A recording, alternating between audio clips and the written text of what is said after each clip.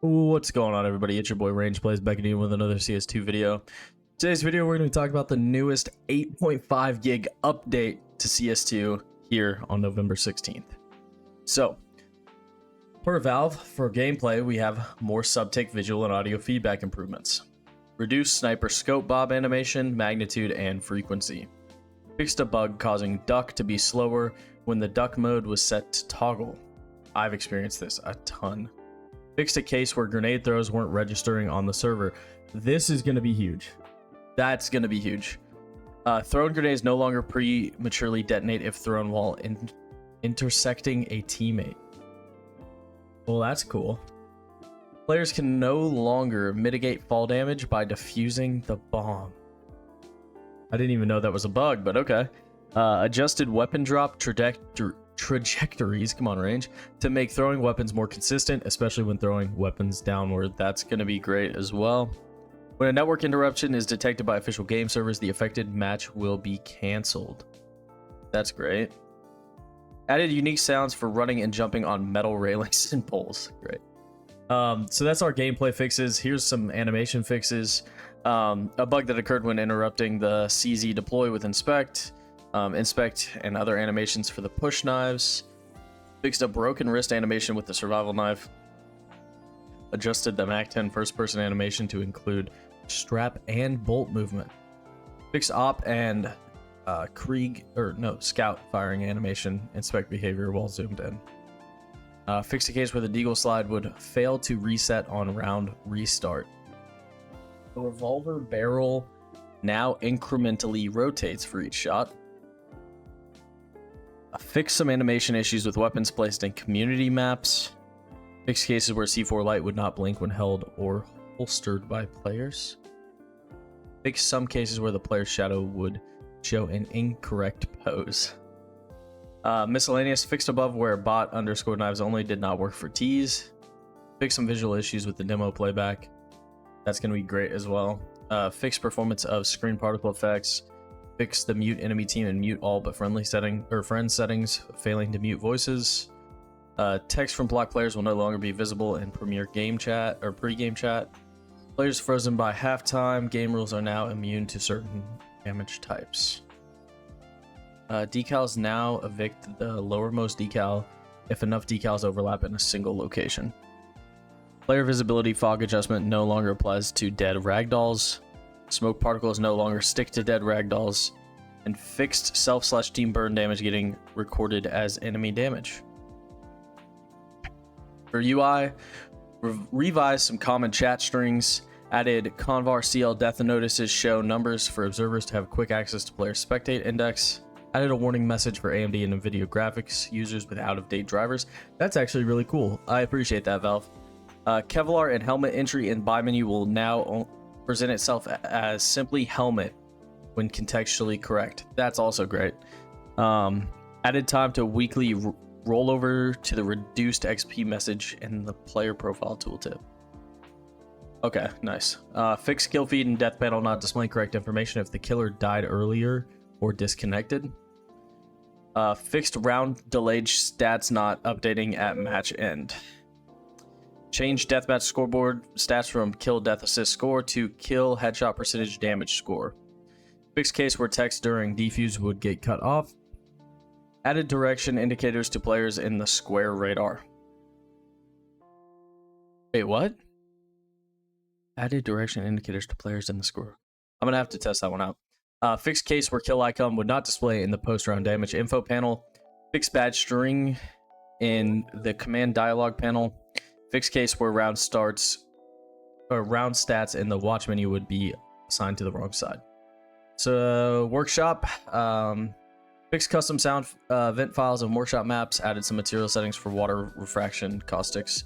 Workshop maps can now be tagged as supporting WMAG mode. Linux clients can now run workshop maps without requiring tack and secure.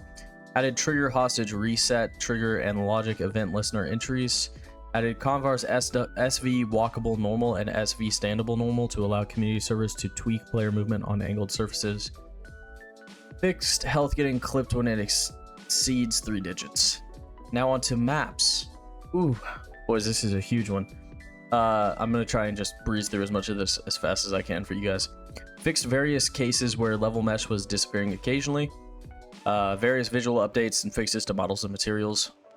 Straightened out some collision that was pushing players off of walls or corners. Turned off the collision of some light fixtures that were pushing players off of walls. Added a metal plate to SWAT van to hide players' feet. Adjusted clipping around the van. Fixed some small holes in the world. Fixed some textures, mapping seams. Added player clipping on some floor grates to smooth player movement.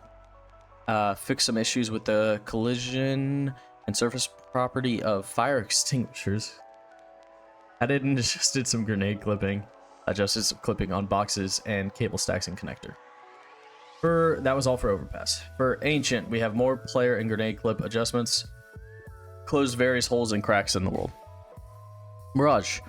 Fixed clipping around scaffolding at bomb site B to prevent one-way peeking through EO. Office. Fixed players getting stuck on large crate and garage. General grenade clip polish. Vending machine break sequence now only happens once to avoid strobing lights. Removed collision from pipes and CCTV cameras at CT spawn garage. Added grenade clips to doors and stairwell. Fixed hole in door frame at T-spawn.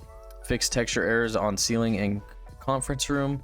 Fixed some lighting errors on low settings. Fixed weapons getting stuck behind crates at backway.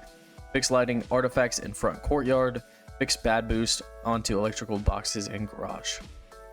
Onto Anubis. Fixed Z fighting on stairs and connector. That's supposed to be lighting. Z fighting. Okay. Improved ground at bomb site A so it has more accurate footstep sounds. Fixed gap in world around B bomb site planting area. Fixed Z fighting and backdrop temple near T spawn. Fixed missing collision at connector that would allow grenades to fall through the world. Fixed hole in world at street that allowed players to see through to canal. Fixed viz issues on street looking back to T-spawn. Fixed UV stretching in connector. Sealed up holes in building rooftops for entire level to prevent grenades getting stuck in void. Fixed holes in lower tunnel. Fixed hole in canal. Onto Inferno. Move bucket on scaffolding on bomb site B that could be mistaken for player during combat. Close hole to prevent grenades from falling through the map on bomb site A. More player clip adjustments. Fixed various micro gaps. On Nuke, they minor clipping fixes on rooftop and hut. Better caustics in pool at B site. Fixed viz issue in garage looking towards hell. For Vertigo, they fixed some lighting showing back faces. Fixed some lighting fixtures that were misaligned.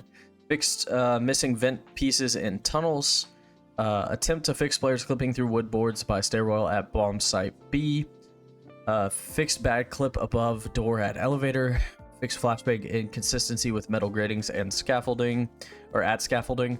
Fixed missing collision on horizontal tower beams at B site. Added grenade clips around bomb site B to prevent smokes getting caught in bad spaces. Cleaned up Geo and did a grenade clip pass around scaffold to make grenades work better. Added grenade clip to B platform. Fixed disconnected girders at mid. Move stack of drywall at backdoor B for better movement / cover. Improved clipping at side. Job site injury signs are more responsive. I'm so glad they made the job site injuries more responsive. So that is it for the patch notes. Now I'm gonna go ahead and get into the game and show you guys some footage of that. Now that I've gotten a little bit of time in the server, I'm gonna go ahead and tell you guys my thoughts on this new update. So first and foremost, the AWP and Scout feel about 10 times better than they did, especially when it comes to flicking. Obviously I'm missing shots, but other than that, I don't really notice anything else too different here.